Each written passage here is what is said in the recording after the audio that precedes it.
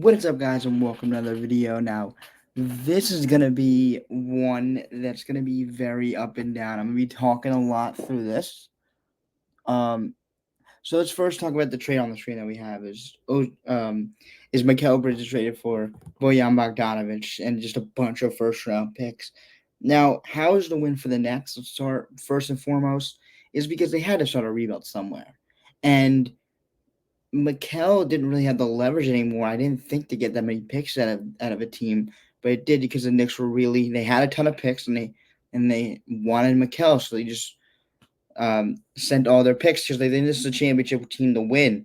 Um, but I didn't think Mikel was cost that many picks. But who do I know? I'm not in the front office, but who knows if these picks are really valuable at all? I don't think they will because the Knicks will be very good. But again, great job of the Nets starting their rebuild because they really used the asset of McCubbers as well, and I'm surprised how they did it because I felt like they were mismanaging him until they pulled off the trade. So it was really weird to see them get off a good deal, and this was pretty good for the Nets. I thought they were going to get finessed for McCall. They're going to get like one pick and a second and then just leave. But no, they got a really good deal out of that, and I'm surprised. And shout out the Nets for getting themselves a very good deal. But it's the Knicks channel, so let's talk about the Knicks here and how they won this trade. I mean, you look at it, and I have it on the screen. The best wing defensive duo in the NBA, I think so. When you have OG Anunoby and Mikal Bridges next to each other, that just creates a fear in other teams, and it makes matchups look way better. So let's just look at the obvious one with Jaylen Brown and Jason Tatum. You can match up both them with Jaylen Brown and Jason Tatum if you want to. It just gives you so much roster flexibility. Um, and then also, Mikel just helps take the load off of Randall, takes the load off of Jalen Brunson offensively. So that's just offensively. Now we're talking about offensively. It's the way he can just spot up and shoot threes and play defense. I mean, the spotting up shooting, which was in Phoenix, he was a very big part in the championship run for the Phoenix Suns. If you remember a few years ago in that kind of COVID year, Giannis absolutely dogged them. Giannis blocked DeAndre Ayton. Remember that series? McCubbers was in that series. He was a very big time role player for them. And I think he'd be that guy on the Knicks plus more, which he learned in Brooklyn across the bridge, which is that he can also be a guy with the ball on the floor. I don't think he'll be putting the ball on the floor as much as he did in Brooklyn, but I feel like him learning that he can do that gives him so much more confidence of putting that ball on the floor, and we're gonna need it because Brunson might need to take a play off of handling the ball, and then you have Mikal who could definitely handle the ball for possession, and just him learning that in Brooklyn, learning that he has the ability to do that, and working on that in the offseason, just really now solidifies what the Knicks can do and helps the flexibility of what the Knicks can do on offense and helps give them a diverse skill set, which they can just be screwed. McCubbers just sit in the corner all game long. That's the value there. You get perfect value. But you can also be like, hey, McCubbers, just come take two possessions and let's ISO and let's let you create the offense. And they'll be completely fine by that. They'll win that way too. I think then this just gives the Knicks a lot more ways to win and a lot more ways to get buckets and just another very good puzzle piece to put together. It's just a puzzle piece. It's not like you're going out and getting Damian Lillard. It's not like you're going out and going to get a splash in Nikola Jokic or just some play like that. You need to fit a puzzle if you want to win a championship. And the puzzle pieces were fit.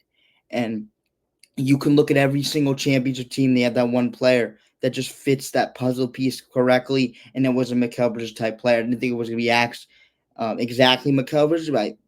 But it was going to be a McCubbers player that was going to just fit right in that puzzle. A guy who can also take the ball off the dribble and can also shoot. I mean, I just think that was the perfect puzzle piece to put with the team. And I did think that it was not that it was a lot of picks, and I thought they were going to go after a bigger name. But at the end of the day, it just makes so much sense to me of getting McCubbers as a guy who will come in day one, won't disrupt the rhythm at all. Be like how Josh Hart came in, didn't disrupt the rhythm at all, just contribute to winning. McCubbers will be that way, just more than Josh Hart, of course, because he's a better player than Josh Hart, and it'll affect winning way more by his defense and by his shooting. So I just think same with OG Anunoby, just how the Knicks integrated new players in the system is just beautiful. And having players like McCubbers who will not have a problem in a new system is just great. And from day one, do not expect any. There might be some growing pains, but they played in college together. I guess that's a big thing. I mean, they played in college together, but I think he's just a great guy to have around. Can cut, can make spot threes just from day one. That's what you need. Take an ISO possession. Just that's day one. That's all Thibodeau will ask him offensively for day one. Defensively, big things asked out of him. Let's see if he can guard Tatum. Let's see if he can guard Brown. He needs to guard those type of players who want to win a championship. And I think McCovers can do that very well.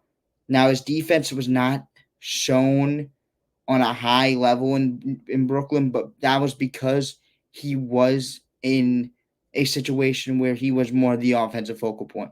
Where it was, you see Jalen Brunson, even though he's not like a good defender at all, even if he tried, even if he wasn't the top ball handler, but you see he gets a little tired defensively, gives up some open layups. Same with Randall. Randall's a better example. When Randall pounds the ball a little bit, he gets tired, and the next possession down, it gives him an easy layup. So, and just lapse on defense. But I think McCoverages will be fine here with the effort. I think McCoverages brings 100% effort. I think that's why Thibs wanted him, and it's the effort that he will bring. Is off the charts. Defensively, he's gonna be a ball hawker. I think that's all the guys that Thibs is bringing in. Thibs and Co is bringing in just guys who will be great defensively. So I don't think you need to worry about that. He'll be locked down defensively for the next. And he'll want to be in this culture. I think this culture is better than Brooklyn. He didn't play lockdown defense in Brooklyn, but I don't think the culture was right for him. Same with DeJounte Murray. DeJounte Murray in Atlanta didn't play the best defense. Now he might be New Orleans play better because he has more players around him that can play offense. So the effort will be just focused on defense. I think Mikal Bridges will be more focused towards defense and will help him just fit that puzzle piece perfectly. Now, Knicks re-sign OG Anunoby for $42 million. Is that too much? Well, this is the product of OG Anunoby. Let's talk about it. What can he do for you? 3-point shooting and defense. Now, back then, yes, a lot of teams would be like, let's not give them that much money. But now it's a premium. Now it's a premium to get those role players. And whatever you can do, and it's another puzzle piece. You got to bring back that puzzle piece. You got it. Whatever you can do, you got to bring it back. And I think it's just great. If this is a championship team, you got to spend as much money as you can. And I think that's what Leon Rose and company was thinking. Let's just give OG as much money as possible because we feel that this is the team that can win a championship, and money goes out the window with me. With the cup, of course, you don't want to spend $1 billion on him, but you still might want to go over what he wants because you don't care anymore. You think that this is the team that can win a championship, and just doing that, just securing him is great for this team. And then getting Mikal, just having them together, it's going to be great. And his role will be he'll be very defensive oriented, and he'll be great to see him guard the Tatums, guard the Browns, guard the LeBron Jameses of the league. I mean, it should be great to see him for another 5 years. Hopefully, he doesn't get injured. Knock on wood. I don't even think this is wood. I think I'll knock on this. But just having him, just defensively, it's the price to pay is a lot nowadays, and you got to be able to pay that price. The Knicks were able to pay that price because they think that this is going to be the team that wins a championship. So they did just that. They paid that price. I heart to Oklahoma City Thunder. That's a huge pickup for OKC and a huge loss for the Knicks because now you have to rely on Mitchell Robinson. How is his health? And then the backup center. Okay, Precious, he's 6'8". Can he really be a backup center whole season long plus playoffs? I don't know. Now that's gonna be something we'll figure out in the season, and maybe make a deal with Walker Kessler because I see the Jazz do not think he's the long-term answer. So maybe the Knicks can get in that sweepstakes. But again, do not talk to Danny Ainge. Not somebody you want to talk to about deals because he'll give you he'll ask for the Statue of Liberty and Jalen Brunson and Julius Randle for Walker Kessler. So do not do that. But yeah, I mean you can get just a big like that, Walker Kessler. But I mean, let's see what Precious can do if they don't go out and get that. Let's see what Precious can do as a backup center, and it gives a lot of Mitch. You need to stay healthy. We give you that money for a reason. Gotta stay healthy. The best ability is availability, and for this next team, that's the biggest thing. How available can you be? And it starts with Mitchell Robinson at that center position, the anchor of the defense. I talked about how good this defense is. It starts with Mitchell Robinson, ends with Mitchell Robinson's availability. Because if we can protect that paint, that's going to be something that Thibodeau loves. He loves when his bigs can protect that paint. And if we don't have that big that can protect that paint, 88, like about 70% of the, I don't even know what a number would be, what a good number, but a good number of games of the season, then this team is not going to be what you think defensively. We need that big anchor, and we have that one right now, but he just got to stay healthy. Robinson's got to stay healthy. And that's kind of the biggest one for our team. Can he stay healthy? Because that's the anchor of the defense right there. Yeah, Ihart's going to be big in OKC. They're missing some rebounding. So getting Ihart is great, and his just push shots only. Just his passing, and just he can run. You can run plays through Ihart, and have him, toss it out to Shea Gilgeous-Alexander, start your movement, start your side to side action, whatever you're gonna run. But you can beat a zone now pretty well. Having Ihart flash the middle, having him make the right decision. He has so many great shooters next to him right now in OKC. He's got Shea, Jalen Williams, Lou Dort. Like, he's got so many reliable 3-point shooters that he can pass to. That's great for him, and gonna be great to see him on the OKC Thunder. Great to see him perform. No hard feelings because money's money, man.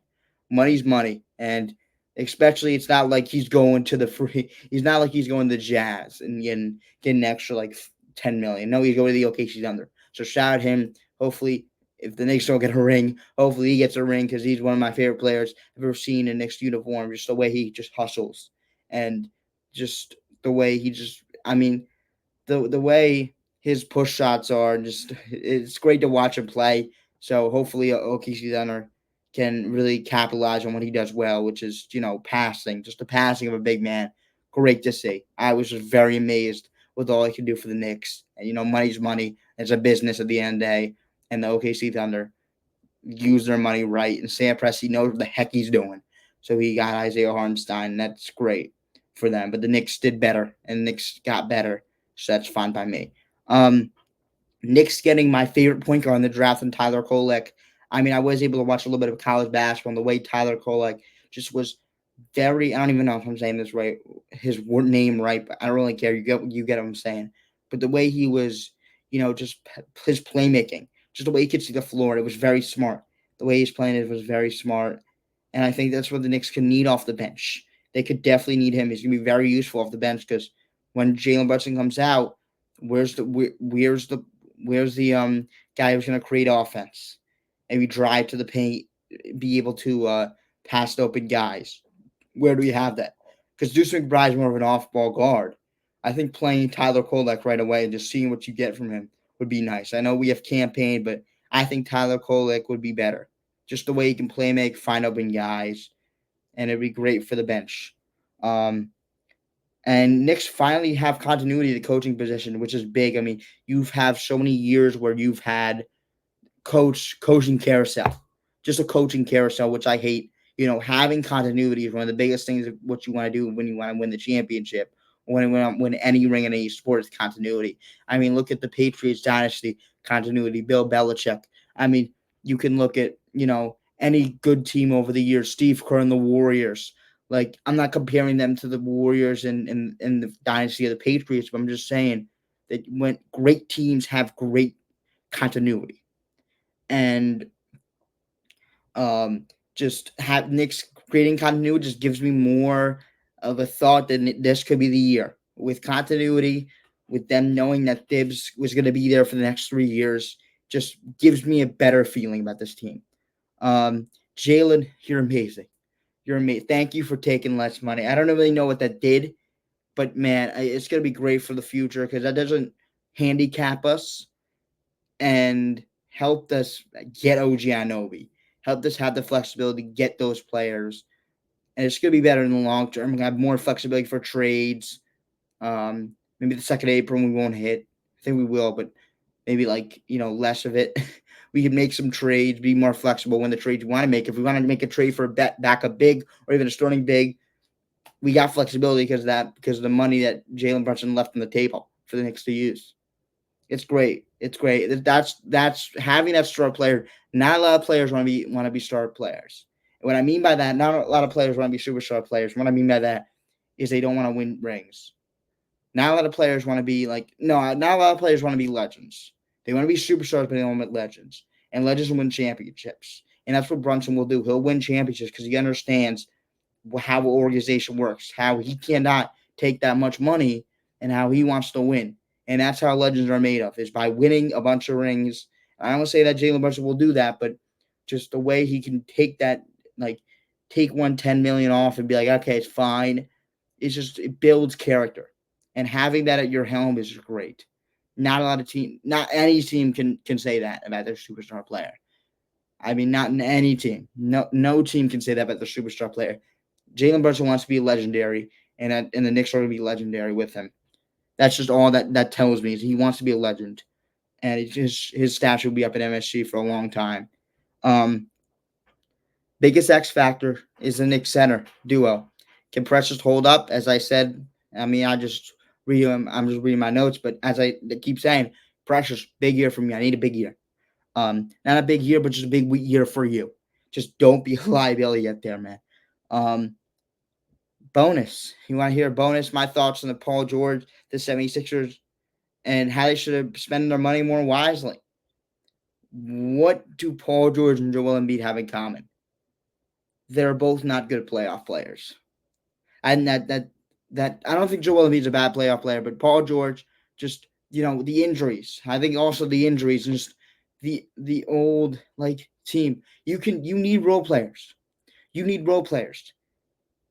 You need role players, and especially against this Knicks team where they have DiVincenzo, they have Hart, they have all these players off the bench. I mean, three very solid players off the bench, and you have I don't know, who do they even have off the bench? Caleb Martin. Okay, crazy. It's gonna give me flashbacks to the Heat versus Knicks. But who do they even have off the bench? I mean, let's even look at the 76ers depth chart. It's not good. It's not good at all. And you just look at how much money they had. It's just spending on Paul George. It gets fine, but you have Caleb Martin starting year 4. Off the bench, you have KJ Martin, Eric Gordon, Kyle Lowry, Andre Drummond, Jared McCain, Ricky Council. Are you seeing what I'm saying? And when other teams in the league have better benches, they're going to look at these teams, they're going to freeze right in their place, and they're going to lose because they just do not have the depth that other teams do have in the NBA because the league's getting better. And they just got Paul George, and they said, that's my offseason. Let's have a good day. Let me get Jared McCain. Let's get Paul George. Maybe get Eric Gordon. That's my offseason. That's not what's going to win you anything in the league, especially with the way Joel Embiid has performed in the playoffs, especially with the way Joel Embiid has got injured. You need more support depth-wise. You definitely move more support depth-wise. And that's it. That's all I'm going to talk about for this first episode, off-season episode of the season. Have a nice day. Peace out. Let's go Knicks, and subscribe. Have a nice day.